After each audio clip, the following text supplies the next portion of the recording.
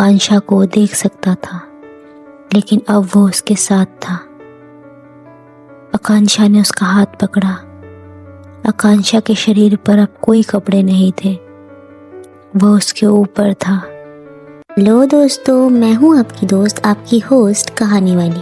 स्वागत है आपका मेरे YouTube चैनल पर। यहाँ मैं सुनाती हूँ मेरी लिखी कहानियाँ, कुछ रोमांटिक, कुछ डरावनी, कुछ जो आपको सोचने पर मजबूर कर दे कि कहानियाँ क्या है और सच्चाई क्या। तो अगर आपको मेरी लिखी हुई कहानियाँ अच्छी लगती है तो मेरे चैनल को सब्सक्राइब करिए, मेरे वीडियोस को लाइक करिए, इन्हें शेयर करिए, बेल आइकन को प्रेस करें और देर ना करते हुए हम चलते हैं हमारी आज की कहानी की तरफ। अरुण की आंखें साधारण नहीं थी। बचपन से ही वो उन चीज़ों को देखता था जो औरों को नज़र नहीं आती थी। हवा में तैरती रंग बिरंगी एनर्जीज की लहरें, छायाएं और कभी कभी स्पष्ट आकृतियाँ। बचपन में जब वो इनके बारे में बात करता तो लोग उसे झूठा बताते। उम्र बढ़ने के साथ उसने अपनी क्षमता को छुपाना सीख लिया, लेकिन देखना बंद कभी नहीं हुआ। उसे बचपन से ही किताबें बहुत पसंद थी, तो उसने एक वक्त के बाद तय किया कि उसे लाइब्रेरियन बनना है। वो एक पुराने ऐतिहासिक पुस्तकालय में काम करने लगा। यहाँ की दीवारें खामोश इतिहास समेटे हुए थी। कभी कभी वो इतिहास चलता फिरता भी दिख जाता था। एक शाम देर से काम खत्म करके वो पुस्तकालय के बरामदे से गुजर रहा था कि उसकी नज़र खम्भे के पास खड़ी एक धुंधली चमकदार आकृति पर पड़ी। ये कोई साधारण आकृति नहीं थी। उसे यह आकृति एक युवा लड़की के जैसे महसूस हो रही थी। बिल्कुल उसकी ही उम्र की होगी। उसके लंबे काले बाल हवा में तैर रहे थे। उसकी आंखों में गहरा दर्द था। उसने एक गुलाबी सूती की साड़ी पहनी थी जिस पर खून के लाल धब्बे चमक रहे थे। अरुण रुक गया। अरुण की नज़रों ने जब उन खून के धब्बों का पीछा किया तो उसने देखा कि लड़की के पैरों से खून रिस रहा है। उसने ऐसी कई आत्माएं देखी थी, लेकिन इसने उसे अंदर तक झकझोर कर रख दिया था। लड़की ने उसकी तरफ देखा और एक क्षण के लिए अरुण को लगा कि उनकी नज़रें मिल गई। वो वहाँ से चला गया, लेकिन उस लड़की की छवि उसके दिमाग से नहीं निकल रही थी, जैसे वो उसके मन में बस गई थी। उसकी आंखों में एक अजीब सा सन्नाटा था, जैसे वो उस खामोशी में भी चीख रही हो। इसके बाद अगले कुछ दिनों में वो लड़की उसे अक्सर दिखाई देने लगी, हमेशा दूर से और उदास। अरुण की हिम्मत नहीं हुई कि वो उससे बात कर सके, और बचपन में सबके द्वारा नकारे जाने पर अरुण ने आज तक किसी आत्मा से बात की भी नहीं। उसे आत्माएं दिखती ज़रूर थी, पर उसने उन्हें नज़रअंदाज करना सीख लिया था। पर एक दिन हिम्मत जुटाकर वो उसके पास गया, उसके बगल में जाकर बैठ गया और कुछ देर बाद उसने पूछा, तुम्हारा नाम क्या है? उसने अपनी आवाज़ को जितना कोमल हो सके उतना रखने की कोशिश की। लड़की की आंखें चौंधिया गई, मानो किसी ने उसे सालों बाद पहचाना हो। उसके होठ हिले। आकांक्षा। उसकी आवाज में एक अजीब सी सरसराहट थी, फिर भी वो अरुण के कानों में स्पष्ट गूंजी। तुम यहाँ क्यों हो आकांक्षा? मैं फंसी हुई हूँ, उसने कहा। उसकी आंखों के कोनों में खून उतर आया था। हालांकि आत्माओं के आंसू नहीं होते, पर उसका मन रो रहा था। तुम यहाँ कब से हो आकांक्षा? मैं पता नहीं, मेरा शरीर उसे चैन नहीं मिलता। वो पता नहीं कहाँ। अरुण ने आकांक्षा की तरफ देखा। उसे लगा क्या बीती होगी इस आत्मा पे जो अपने शरीर को खोने के बाद भी उसका दर्द भोग रही है। अरुण ने ठान ली कि वो आकांक्षा की मदद करेगा। अब अरुण ने आकांक्षा से धीरे धीरे बातचीत शुरू की। उसने उसकी कहानी के टुकड़े जोड़ना शुरू किया। वो 20 साल पहले इसी शहर में रहने वाली थी, एक कॉलेज की आम छात्रा। उसकी हत्या कर दी गई थी, लेकिन उसे याद नहीं था कि कैसे, कब और कहाँ उसका शव है और उसके साथ ये सब कब हुआ। बस एक गहरा डर, एक भयानक दर्द की स्मृति और फिर एक असीमित प्रतीक्षा, एक ऐसा इंतज़ार जो खत्म ही नहीं हो रहा था। अरुण उसके साथ घंटों बिताता। वो पुस्तकालय के पुराने अखबारों में 20 साल पुराने हत्याओं के रिकॉर्ड खंगालता, लेकिन आकांक्षा का नाम कहीं नहीं मिला। ऐसा लग रहा था कि वो कभी इस दुनिया में थी ही नहीं, कि मानो उसे पूरी तरीके से मिटा दिया गया हो। दिन गुजरते रहे और इस सब के बीच अरुण को एहसास होने लगा कि उसकी भावनाएं सिर्फ सहानुभूति नहीं थी। आकांक्षा की टूटी हुई मासूमियत, उसकी दर्द में छिपी हुई ताकत, उसकी आवाज़ की मधुरता उसे अपनी ओर खींच रही थी।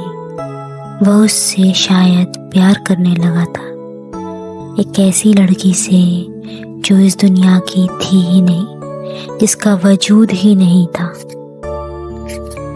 अब अरुण और आकांक्षा रोज साथ में वक्त बिताने लगे। अरुण काम के बहाने आकांक्षा के साथ लाइब्रेरी में घूमता रहता। कई लोग अक्सर अरुण को पागल भी कहते कि ये अकेले में बात करता रहता है, ये लाइब्रेरियन पागल है। पर अरुण को पता था कि ये कोई मजाक या कोई वहम नहीं है। आकांक्षा सच में उसके साथ वहाँ थी। वो आकांक्षा से घंटों बातें करता, उसके दर्द को बांटता। धीरे धीरे आकांक्षा के खून के दाग मिटने लगे, उसके जहन का डर कम होने लगा, या यूं कहे कि अब वो खुद को संभालने लगी थी। अरुण को तो इस बात का आभास था कि उसे आकांक्षा पसंद है, पर आकांक्षा को इस बात का आभास हुआ जब उसने देखा कि अरुण किसी और लड़की से बात ही नहीं करता है उसके अलावा। एक दिन आकांक्षा ने पूछा, अगर मैं जिंदा होती तो क्या तुम मुझसे भी बात नहीं करते? अरुण ने आंखें उठाकर कहा, अगर तुम जिंदा होती तो मैं तुम्हें ब्याह कर ले जाता। आकांक्षा की सांसें रुक गई। उसे लगा अरुण मजाक कर रहा है। उसने अरुण को झेपते हुए कहा, मजाक मत करो अरुण, अगर मैं इंसान होती तो क्या तब भी तुम मुझसे बात करते? अरुण ने कहा, मैं तुमसे प्यार करता हूँ आकांक्षा। तुम इंसान होती तो भी मैं तुमसे इतना ही प्यार करता। मुझे कोई फर्क नहीं पड़ता कि तुम किस दुनिया की हो, मैं अब भी तुमसे बेइंतहा प्यार करता हूँ। आकांक्षा को एक विचित्र सी अनुभूति हुई। उसके पास दिल नहीं था, पर उसे दर्द हो रहा था। वो वहां से गायब हो गई। उसने कुछ दिनों तक अरुण का सामना नहीं किया। उसने तय किया कि वो अरुण से दूर हो जाएगी, कि उसे लगा वो कहीं अरुण की जिंदगी बर्बाद ना कर दे। इस बात का डर उसके दिल को तोड़ रहा था। फिर एक रात सभी के जाने के बाद अरुण पीछे के दरवाजे से लाइब्रेरी में आया। उसने कहा कि आकांक्षा, आज अगर तुम मुझसे मिलने इस दुनिया में नहीं आई तो मैं तुम्हारे पास उस दुनिया में आ जाऊंगा। उसने चाकू उठाया और वो अपना हाथ काटने ही वाला था कि उसके सामने आकांक्षा आ गई। उसे लगा जैसे कोई उसे छू रहा है। उसकी आंख खुली तो आकांक्षा को सामने देखकर चौंक गया, लेकिन यह आकांक्षा वैसी नहीं थी जैसी वो हमेशा थी। अधिक मूर्त थी। उसकी आंखों में अब दर्द नहीं था बल्कि एक कोमल चमक थी। वह बिना कुछ कहे उसके पास आई और उनकी सांसें तेज हो रही थी। उसने महसूस किया जैसे उसके होंठ उसके होंठों को छू रहे हो। ये किस कोई फिजिकल किस नहीं था, पर वो दोनों एक दूसरे की एनर्जीज को चूम रहे थे, एक दूसरे की आत्माओं के जहन की गहराइयों में उतर रहे थे। एक ठंडी वल्नरेबल सिचुएशन जिसमें वो अपने जिस्म से ज़्यादा अपनी रूहों को छेड़ते हुए एक दूसरे को महसूस कर रहे थे। फिर एक अद्भुत दृश्य उसकी आंखों के सामने आया। वह आकांक्षा को देख सकता था, लेकिन अब वो उसके साथ था। आकांक्षा ने उसका हाथ पकड़ा। आकांक्षा के शरीर पर अब कोई कपड़े नहीं थे। वह उसके ऊपर था, उसकी त्वचा को छू रहा था। यह एक बहुत गहरा अनुभव था उसके लिए। उसके हर स्पर्श को बहुत कोमलता से और जुनून से छू रहा था। वो उसके शरीर के हर वक्र को महसूस कर सकता था। उसे गर्माहट, नरमी, नमी सब अपने भीतर महसूस हो रही थी। उसे प्यार करते वक्त उसके कान में फुसफुसाया, मैं तुमसे प्यार करता हूँ आकांक्षा। आकांक्षा ने जवाब दिया, मैं भी तुमसे प्यार करती हूँ। यह एक ऐसा मिलन था जो दो शारीरिक मिलन से परे था, दो आत्माओं का जुड़ाव। ये ऐसी खुशी थी जो इंसान के अस्तित्व को हिला कर रख दे, जो सारी पाबंदियों को तोड़कर पूरा हो। उस रात के बाद आकांक्षा और अरुण का रिश्ता और गहरा हो गया। दिन अच्छे से गुजर रहे थे, लेकिन फिर न जाने किसकी नज़र लगी कि आकांक्षा अक्सर उदास और डरी हुई रहने लगी। उसका वो डर धीरे धीरे उस पर हावी होने लगा। एक शाम पुस्तकालय के तहखाने में जहाँ पुराने रिकॉर्ड रखे थे, आकांक्षा अचानक चीख पड़ी, नहीं, बस और नहीं। अरुण ने देखा कि वो कांप रही है। उसकी नजरें एक कोने में जमी हुई थी जहाँ कुछ पुराने फर्नीचरों का ढेर था। अरुण ने उसे शांत होने को कहा। क्या हुआ आकांक्षा, मुझे बताओ। आकांक्षा की आंखों से आंसू बह रहे थे। फिर एक झोंके की तरह एक स्मृति अरुण के दिमाग में कौंध गई, लेकिन ये स्मृति उसकी अपनी नहीं थी, ये आकांक्षा की स्मृति थी। अरुण ने महसूस किया कि उस दिन जब उन्होंने प्यार किया था तो वो सिर्फ शारीरिक नहीं था, उन दोनों की एनर्जीज इंटैक्ट हो गई थी। तो अब जो भी आकांक्षा महसूस कर रही थी वो अरुण को भी महसूस हो रहा था, और वो एक दृश्य था, एक स्पष्ट और भयानक दृश्य। आकांक्षा उसी तहखाने में थी। शायद 20 साल पहले वो किताब लेने आई थी और अचानक एक आदमी ने उस पर हमला कर दिया। वो लाइब्रेरियन का असिस्टेंट था, एक शराबी उग्र व्यक्ति। इस पर आकांक्षा ने कभी ध्यान नहीं दिया। उसने आकांक्षा का मुंह दबोचा और जबरदस्ती फर्श पर लटा दिया। अचानक अरुण को अपने गले पर दर्द महसूस हुआ। वो महसूस कर पा रहा था आकांक्षा की लाचारी, उसके गले में दबी चीख, उसके कपड़ों के फटने की आवाज़। वह आदमी जानवर बन चुका था। उसने उसके ऊपर ज़बरदस्ती की, उसकी मासूमियत को रौंद डाला। यह एक लंबी यातनापूर्ण प्रक्रिया थी जिसने आकांक्षा के अस्तित्व को तहस नहस कर दिया था। और फिर जब वो बेहोश पड़ी रही, उस आदमी ने हाथ उठाया। उसके हाथ में एक धारी धातु का बस्ता था। एक भीषण चोट आकांक्षा के सर पर, और फिर अंधेरा। अरुण की आंखें खुली तो वो जमीन पर पड़ा था, सिसकियां ले रहा था। आकांक्षा उसके पास खड़ी थी, उसका रूप मानो धुंधला हो चुका था, मानो एक स्मृति बची थी सिर्फ आकांक्षा की। अब तुम जानते हो अरुण, आकांक्षा की आवाज कांप रही थी। उसने मेरे शव को वहीं फर्नीचरों के नीचे, एक ढीले फर्श के पट्टी के नीचे दबा दिया था। कोई नहीं जानता, किसी ने मुझे नहीं ढूंढा। अरुण के मन में गुस्से की आग धधक उठी। उसने आकांक्षा को कहा कि वो आदमी अब नहीं बचेगा। अरुण ने पुलिस को फ़ोन किया, लेकिन उन्होंने एक काल्पनिक कहानी समझकर इस पर ध्यान नहीं दिया। उसे पता था कि उसे खुद ही कुछ करना पड़ेगा। तो उसने पुस्तकालय के रिकॉर्ड खंगाले और 20 साल पहले काम करने वाले लाइब्रेरियन के असिस्टेंट का नाम ढूंढा, विजय सक्सेना। इंटरनेट पर खोज कर पता चला कि वह आज भी इसी शहर में रहता है, अब एक छोटी सी दुकान चलाता है। अरुण ने प्लान बनाया।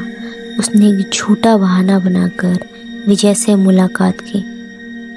वह एक बूढ़ा थका हुआ आदमी था, लेकिन उसकी आंखों में शैतानी चमक अब भी कायम थी।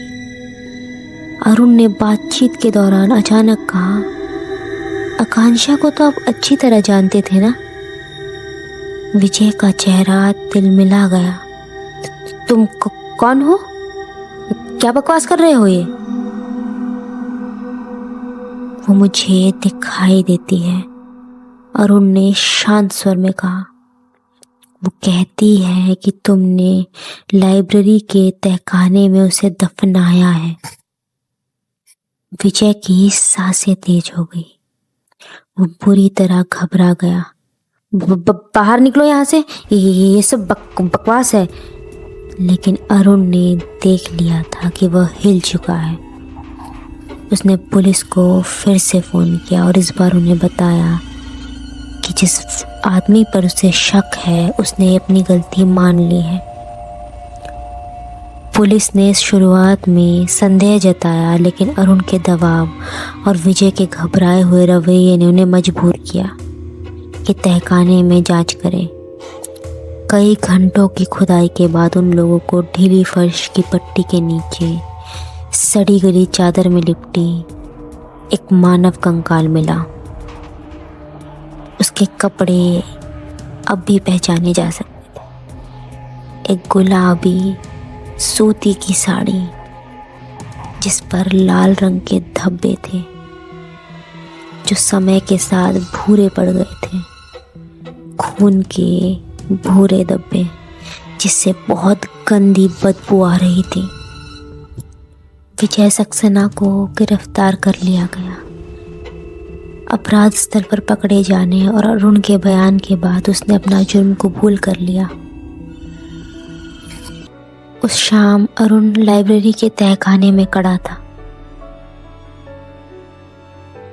अब वो जगह साफ कर दी गई थी, लेकिन एक उदासी हवा में तैर रही थी। तभी आकांक्षा वहां आई, लेकिन अब वह पहले जैसी नहीं थी। उसका रूप पहले से निखर चुका था। उसकी आंखों में अब दर्द नहीं था, उसके चेहरे पर एक शांत मुस्कान थी।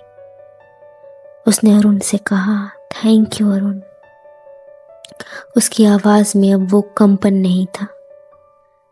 तुमने मुझे वो दिलाया जिसकी मुझे तलाश थी। तुमने मेरे वजूद को जिंदा किया। सब मुझे भूल गए थे अरुण। अरुण का दिल भारी था, क्योंकि वो जानता था कि अब समय आ गया है। मत जाओ, उसने धीरे से कहा। आंसू उसके गालों पर बहने लगे। मैं तुमसे प्यार करता हूँ, मैं तुम्हारे लिए। मैं भी तुमसे प्यार करती हूँ, आकांक्षा ने कहा। तुम्हारे प्यार ने ही मुझे इस दर्द से मुक्ति दिलाई है। तुम्हारे बिना मैं हमेशा के लिए यहीं फंसी रह जाती। एक ऐसी दुनिया जहाँ लोग जिंदा इंसान का दर्द नहीं समझते। तुमने एक मरी हुई औरत को दोबारा जिंदा किया है। लेकिन अब मुझे जाना होगा। अब मुझे अपनी मंजिल के लिए जाना होगा। वो अरुण के पास आए, उसने हाथ बढ़ाया। इस बार अरुण को उसका स्पर्श जिंदा महसूस हुआ, एक गर्म कोमल स्पर्श, जैसे सुबह की पहली किरण। उसने अरुण के गाल पर हाथ रखा। हमेशा याद रखना अरुण, हमारा प्यार इस दुनिया से परे है। यह समय, ये मृत्यु की सीमाओं को पार करता है। अरुण ने अपनी आंखें बंद कर ली, स्पर्श में पूरी दुनिया को समेट लिया। जब उसने आंखें खोली तो आकांक्षा का रूप धीरे धीरे चमकती रोशनी में बदल रहा था। वह रोशनी हवा में तैरती हुई हवा में घुल रही थी, और फिर शांति, गहरी पूरी शांति। अकेला खड़ा था अरुण, लेकिन उसे अकेलापन नहीं लग रहा था। उसके दिल में आकांक्षा का प्यार था, एक शाश्वत लौ की तरह। उसने ऊपर देखा, मानो आकांक्षा की आत्मा अंतिम विदाई दे रही हो। वो जानता था आकांक्षा को मुक्ति मिल गई है। उसका प्यार एक सुखद, दर्द भरी याद बनकर हमेशा के लिए उसके साथ रहेगा। उसने एक अंतिम गहरी सांस ली और तहखाने से बाहर निकल आया, एक नई शुरुआत की ओर कदम बढ़ाते हुए। उसने आकांक्षा को अलविदा कहा। हम इंसान ऐसे ही होते हैं ना, एक ऐसा जहान जहाँ इंसानों को इंसानों से प्यार नहीं हो पाता। आज भी ऐसे लोग हैं जो आत्माओं से बात करते हैं, उनसे प्यार करते हैं। क्या अगर आपको कभी आकांक्षा जैसी कोई मिली तो आप उसकी मदद करेंगे?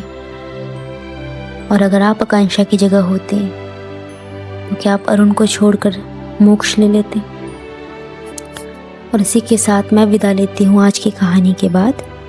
अगर आपको मेरी लिखी हुई कहानियाँ अच्छी लगती है तो प्लीज़ मेरे चैनल को सब्सक्राइब करिए, मेरी वीडियोस को लाइक करिए, शेयर करिए, कमेंट करिए कि आपको ये कहानियाँ कैसी लगी, और बेल आइकन को प्रेस कर दीजिएगा। आप अपनी लिखी कहानियाँ मुझे भेज सकते हैं। मेरे इंस्टाग्राम में DM करिएगा @hi कहानी वाली 12 पर। मैं वीडियो के एंड में डाल दूँगी, और मैं आपसे मिलती हूँ अगली कहानी में। तब तक आप अपना ध्यान रखिएगा।